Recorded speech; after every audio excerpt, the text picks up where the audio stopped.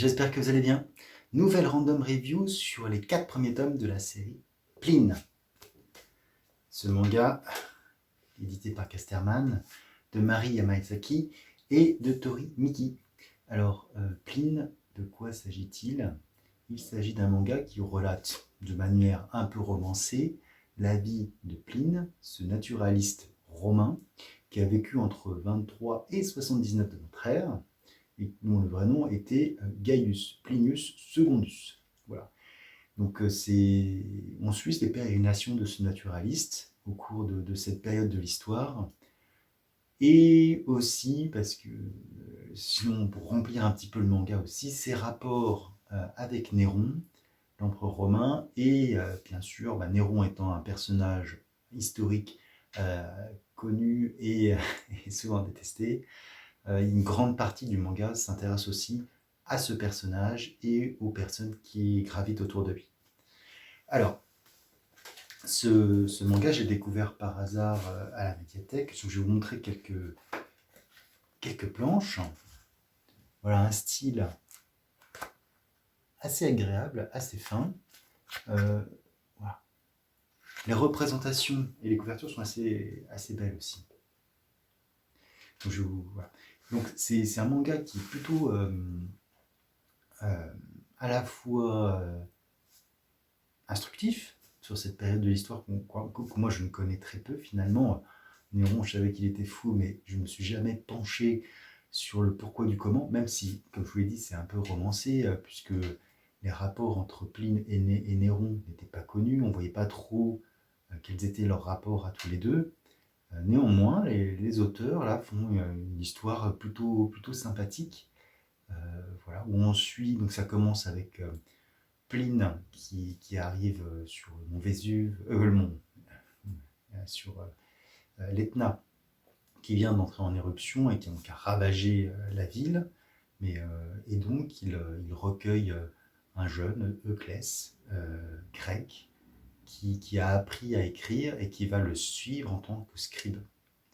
Et donc noté parce que Pline en fait commence à parler et dérive très rapidement sur plein de sujets avec sa propre érudition, plus ce qu'il a entendu, plus ce qu'il suppose. Donc ça donne des discussions assez intéressantes où finalement, sur la base d'un sujet, on digresse très rapidement et on apprend plein de choses. Alors, il y a certaines choses, voilà, deux millénaires après, quasiment, des choses ont changé, des croyances qui semblaient vraies ne le sont plus, on a des remèdes de grand-mère, des choses assez marrantes. Donc, et donc c'est plutôt sympathique. Alors Pline est accompagné dans ses voyages de Clès qui va le suivre partout en tant que scribe, et de Félix, un soldat militaire qui l'accompagne et qui le protège. Voilà. Donc on a droit aussi à quelques scènes d'action dans ce manga. Alors, donc voilà le premier tome, le deuxième tome, le troisième tome, avec la quatrième que j'aime beaucoup, avec cette espèce de poulpe géant, et le quatrième tome que j'ai lu, donc voilà, avec l'éruption du Vésuve. Donc ce qui est très intéressant aussi dans ce manga, c'est que, outre le fait que ce soit romancé, on a quand même un certain nombre de choses de la vie romaine à cette époque. Voilà, et on se rend bien compte aussi de l'avancée technologique des Romains, notamment avec les lots, avec les termes, avec un certain nombre de choses, et tout l'aspect croyance, comment les gens pouvaient prendre en compte les tremblements de terre, quelles étaient les explications scientifiques qui étaient données par rapport à ça, le rapport aux dieux, le rapport aux malédictions, le christianisme qui commence à venir aussi. Il y a plein de choses qui sont assez intrigantes, assez passionnantes. En tout cas, c'est un manga qui se lit avec plaisir. Après, un bémol quand même, je pensais qu'on allait suivre vraiment du point de vue du scribe la vie de Pline. Ça n'est pas le cas. C'est un peu éparse.